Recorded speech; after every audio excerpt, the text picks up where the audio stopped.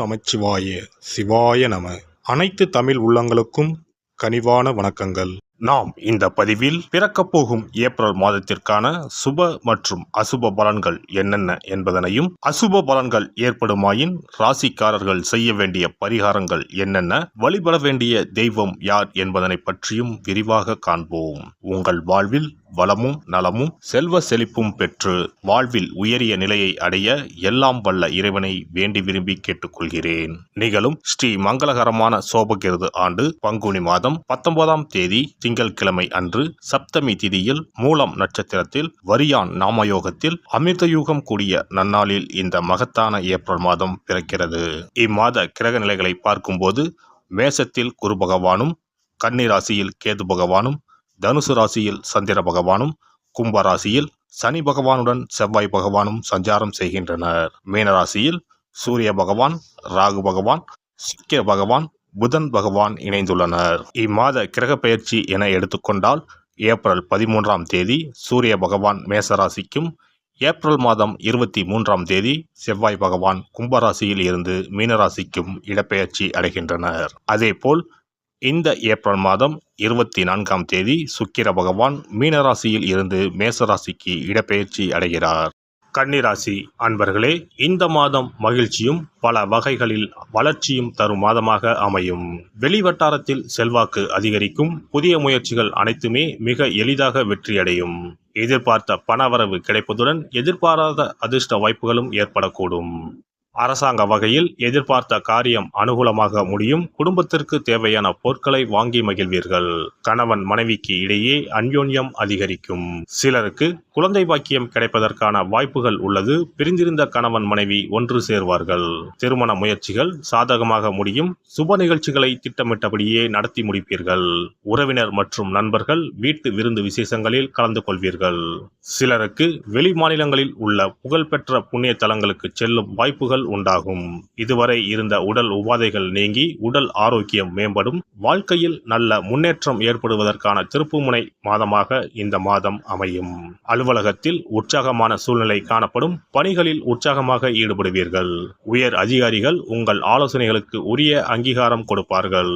எதிர்பார்த்தபடி பதவி உயர்வு, ஊதிய உயர்வு போன்ற சலுகைகள் கிடைக்கும். தொழில் மற்றும் வியாபாரத்தில் எதிர்பார்த்ததை விட விற்பனையும் லாபமும் கூடுதலாக கிடைக்கும். அரசாங்க வகையில் எதிர்பார்த்த காரியங்கள் அனுகூலமாக முடியும்.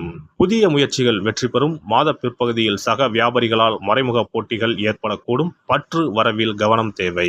குடும்பத்தை நிர்வகிக்கும் பெண்களுக்கு மகிழ்ச்சி தரும் மாதம். புதிய ஆடை ஆபரணங்கள் வாங்கி மகிழ்வீர்கள். விருந்து விசேஷங்களில் கலந்து கொள்ளும் வாய்ப்பு உண்டாகும். அலுவலகத்துக்கு செல்லும் பெண்களுக்கு பல வகைகளிலும் அனுகூலமான மாதம் இதுவாகும். கலைத்துறையினருக்கு புதிய ஒப்பந்தங்கள் கிடைக்க பட்ட சிரமங்கள் குறையும். வேலைப்பளு குறையும். உழைப்பு வீணாகும். வீட்டை விட்டு வெளியில் தங்க நேரலாம். திடீர் செலவுகள் உண்டாகும். அரசியல் துறையினருக்கு இறுக்கமான சூழ்நிலைகள் மாறி மகிழ்ச்சி உண்டாகும். சந்தோஷமாக வெளியே சென்று வருவீர்கள். எல்லா காரியங்களும் அனுகூலமாக நடக்கும்.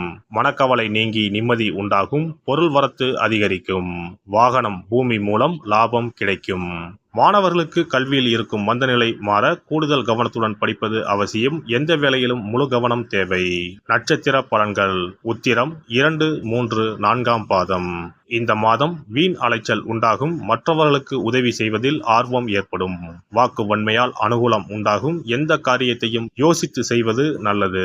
பணம் சார்ந்த கஷ்டங்கள் குறையும். காரிய வெற்றியும் நன்மையும் உண்டாகும். அஸ்தம் நட்சத்திரம். இந்த மாதம் காரிய அனுகூலம் உண்டாகும். எடுத்த காரியத்தை திறமையாக செய்து முடிக்க தேவையான உதவிகள் கிடைக்கும். சுய நம்பிக்கை அதிகரிக்கும். புத்தி தெளிவு உண்டாகும். எந்த பிரச்சனையும் எதிர்கொள்ளும் தைரியம் உண்டாகும். சித்திரை 1, 2ஆம் பாதங்கள். இந்த மாதம் மனதை கவலை கொள்ள செய்த பிரச்சனைகளில் எதிர்பாராத திருப்பங்கள் ஏற்பட்டு சாதகமான பலன் கிடைக்க பெறலாம். தொழில் வியாபாரம் முன்னேற்ற பாதையில் செல்லும். சிறப்பாக செயல்பட முடியும் என்ற நம்பிக்கை ஏற்படும். எதிர்பார்த்த பண உதவியும் கிடைக்கப்பெறும். வேலை தேடிக்கொண்டு இருப்பவர்களுக்கு உத்தியோக வாய்ப்புகள் வரும். முக்கிய நபர்களின் உதவிகள் கிடைக்கும். புதன் கிழமைகளில் நவக்கிரகங்களை வணங்கி புதனுக்கு அர்ச்சனை செய்து வழிபடுவது மன அமைதியை தரும். பொருளாதாரம் உயரும். அதிர்ஷ்ட தினங்கள் 17 மற்றும் 18. சிறப்பு பரிகாரம். கடன் சீக்கிரம் அடைபட செவ்வாய்க்கிழமை இந்த எளிய பரிகாரம் செய்யுங்கள். முருகப்பெருமான், உடனே ஓடி வந்து உதவுவார். செவ்வாய்க்கிழமை அன்று சில எளிய பரிகாரங்களை செய்வதால் விரைவில் கடனை அடைத்துவிடலாம் என நம்பப்பட்டு வருகிறது. செவ்வாய்க்கிழமையின் சிறப்புகள் பற்றி காண்போம். எவ்வளவு சம்பாதித்தாலும் வரவும் செலவும் சிலருக்கு சரியாக இருக்கும். சேமிப்பு என்பது உப்புக்கும் இருக்காது. ஆனால் சிலருக்கு வரவை மீறியும் அதிக செலவுகள் ஏற்பட்டு கடன் போன்ற பிரச்சனைகள் வந்துவிடும். இதனால் நிம்மதியாக வாழ முடியாமல் திணறுவர். இந்த மாதிரியான பிரச்சனைகளுக்கு தீர்வுகளை முருகப்பெருமான் அருள்வார். அவருடைய வழிபாட்டிற்கு ஏற்ற தினம் செவ்வாய்க்கிழமை. செவ்வாய்க்கிழமை அன்றைய நாளில் கடன் பிரச்சனைகள், பணி தொடர்பான பிரச்சனைகளை நினைத்து முருகனை வழிபடலாம். செவ்வாய்க்கிழமை அன்று நல்ல செயல்களை தொடங்க ஏற்ற நாள் இல்லை என்பது பாரம்பரியமாக நம்பப்பட்டு வருகிறது. ஆனால் செவ்வாய்க்கிழமை ராகு காலத்தில் செய்யப்படும் வழிபாடு பூஜைகளுக்கு ஆற்றல் அதிகம் என்பது ஐதீகம். செவ்வாய்க்கிழமை அன்று வரும் ராகு காலத்தில் அம்மன் துர்க்கைக்கு எலுமிச்சை தீபம் ஏற்றி வழிபாடு செய்தால் திருமண தடை விலகும். எப்பேற்பட்ட பிரச்சனையாக இருந்தாலும் உடனடியாக தீரும் என்பது ஐதீகம். அதே போலவே துர்க்கை அம்மனுக்கு ராகு காலத்தில் எலுமிச்சை மாலை போட்டு வழிபாடு செய்தால் நல்ல வேலை கிடைக்கும், நம்முடைய கடன் பிரச்சனைகள் தீரும் என ஆன்மீக பெரியோர் கூறுகின்றனர். செவ்வாய்க்கிழமை அன்று செய்ய வேண்டிய பரிகாரங்கள். எவ்வளவு அடைத்தாலும் தீராத கடன் சுமை இருப்போர் செவ்வாய்க்கிழமை அன்று வீட்டில் ஒரு எளிய பரிகாரத்தை செய்தால் அவர்களுடைய மொத்த கடனும் அடைவதற்கான வழிகள் கிடைக்கும்.